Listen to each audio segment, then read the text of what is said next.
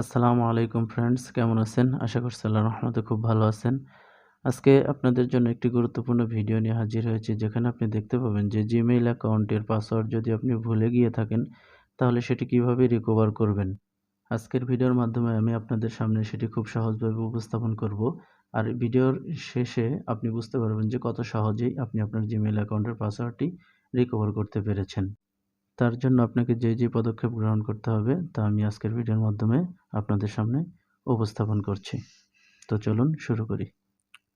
Gmail অ্যাকাউন্টের ভুলে যাওয়া পাসওয়ার্ডটি বের করার জন্য সর্বপ্রথম আপনাকে গুগল ক্রোম ব্রাউজারটি ওপেন করতে হবে। ক্রোম ব্রাউজারটি ওপেন করার পর উপরের 3 ডট লাইনের উপরে আপনাকে ক্লিক করে দিতে হবে। তারপর এখান থেকে সেটিংস এই অপশনটি ওপেন করে নিতে হবে। তারপর এখান থেকে পাসওয়ার্ড অপশনটির উপরে ক্লিক করে দিবেন। তারপর এখান থেকে আপনার অ্যাকাউন্টের উপরে ক্লিক করে দিলেই আপনার সেভ করা পাসওয়ার্ডটি বের হয়ে আসবে।